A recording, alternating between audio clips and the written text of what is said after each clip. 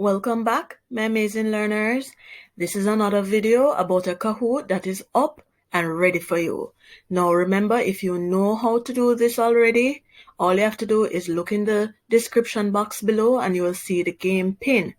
Once you type that in, the language arts Kahoot challenge will come up and you can go right ahead. Otherwise, if you need a demonstration, stay tuned.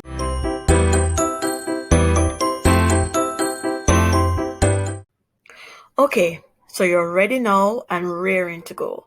So once you have installed Kahoot, all you have to do is look at the bottom. You will see a little multicolored symbol there.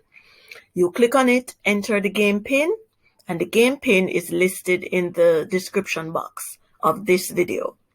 Once you have entered the pin, you will be notified that you have been challenged to do a language arts diagnostic test.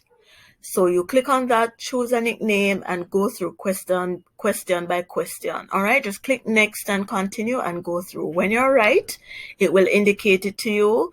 When you're wrong, it will indicate it to you. If you want to practice, you can do so. Just remember that I think it is limited to the first 100 people to use this game pin for Kahoot, and you can only use it up until October 5.